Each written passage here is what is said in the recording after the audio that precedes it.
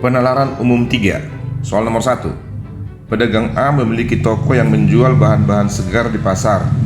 Pedagang A menjaga kualitas dagangannya dengan mengambil barang dengan melalui pemasok terbaik di wilayahnya. Kesimpulan berdasarkan informasi dalam teks tersebut adalah pedagang A memperoleh omset penjualan yang tinggi. Manakah pernyataan berikut yang menggambarkan kualitas simpulan tersebut? Nah, pertama, pedagang A itu menjual buah-buahan segar. Nah, dia menjual buah-buahan segar. Ini informasi di pasar. Kemudian menjaga kualitas dengan mengambil dagangannya dari barang yang atau pemasok, ya, pemasok yang terbaik. Ini pemasoknya terbaik. Nah, kemudian kesimpulannya dinyatakan di sini tentang omset. Pedagang A memperoleh omset penjualan yang tinggi. Nah, kalau kita lihat di sini, dia hanya memberikan informasi tentang buah-buahan yang berkualitas yang diambilnya dan diambil dari pemasok yang terbaik. Tiba-tiba dia bicara omset. Apakah ada hubungannya ini dengan ini atau ini dengan ini? Nah, kecuali kalau dia bicara tentang hasil penjualan setiap hari meningkat, baru kita bisa menyatakan omset penjualan tinggi, ya. Tapi di sini tidak ada hubungan antara informasi dengan kesimpulan yang diambil. Kalau begitu penilaian kita bagaimana? Nah, kesimpulan tidak relevan dengan informasi, ya, tidak relevan ini dengan informasi. Nah, kalau begitu jawabnya adalah yang D. Soal nomor 2. Pemberian tugas saat pembelajaran daring banyak dikeluhkan siswa. Pemerhati anak menyatakan bahwa guru tidak mempertimbangkan kesesuaian antara beban tugas yang diberikan dengan kemampuan siswa. Manakah pernyataan di bawah ini yang memperlemah? Berarti memperlemah yang ini, yang tidak sesuai, ya. Memperlemah argumen dari pemerhati anak tersebut. Pertama di sini guru tidak mempertimbangkan, katanya. Guru tidak mempertimbangkan kesesuaian antara beban tugas dengan kemampuan siswanya. Nah, hanya yang dua itu kita hubungkan, ya. Nah, sekarang kita lihat yang A. Dalam pembelajaran daring, sebagian guru memberikan tugas dengan mempertimbangkan. Nah, di sini sudah jelas kelihatan. Satu tadi tidak mempertimbangkan, yang ini. Satu lagi mempertimbangkan. Nah, berarti langsung dapat dong. Hasilnya ini pasti bertentangan dan hubungannya adalah antara guru dengan siswa. Di sini juga tadi antara guru itu dengan kemampuan siswa. Berarti jawabannya adalah A. Soal nomor 3. Jika hendak ke Tanjung Karang harus lewat Bakahuni. Jika tidak melewati Merak, maka tidak bisa ke Bakahuni. Nah, kita misalkan jika hendak ke Tanjung Karang, yang ini adalah P, sedangkan lewat Bakahuni itu adalah Q.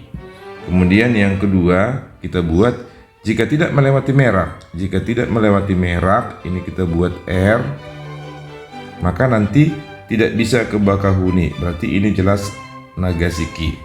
Nah, kalau kita hubungkan dia, jika P maka Q.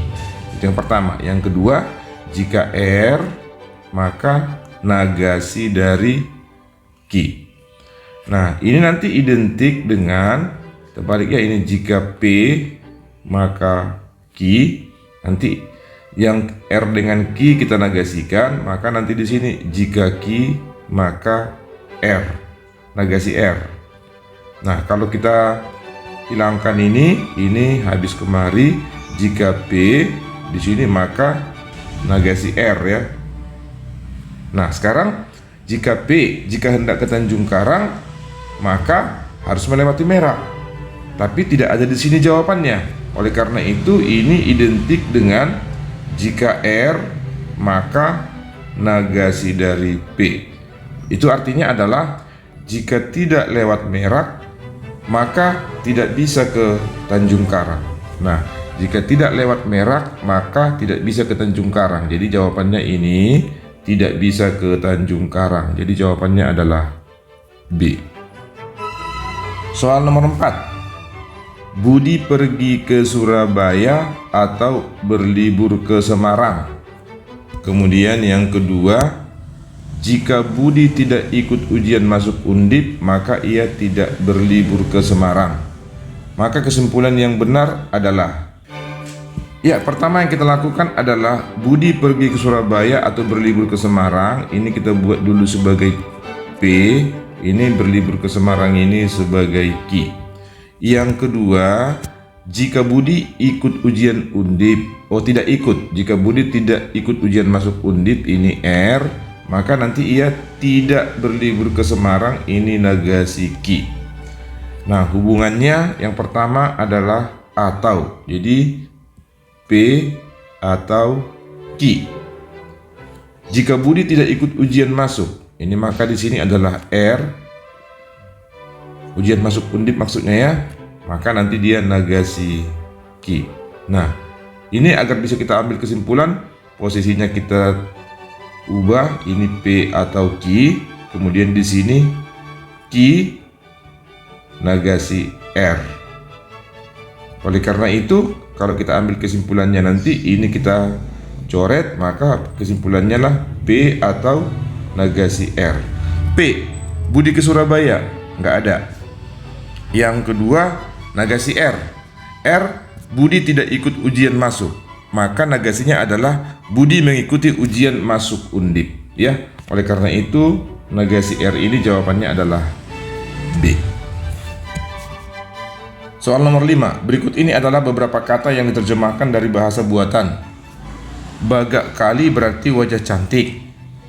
Kali cokra berarti motif wajah. Nah, kata apa yang mungkin berarti motif bunga? Nah, sekarang kita lihat dulu di sini ada kata yang sama, wajah, wajah. Nah, berarti di sini kalau kita lihat ini kali, ini kali. Nah, kalau untuk motif bunga nanti berarti tidak boleh ada kata kali, ya. Kata kali ini tidak boleh karena di sini motif sudah ada. Motif sudah ada, kemudian bunga ini kata baru ya. Jadi motif yang kita gunakan adalah ceroka, ya. Ini motif. Nah, kemudian dia harus berada di belakang karena ini motif ini di depan, ya.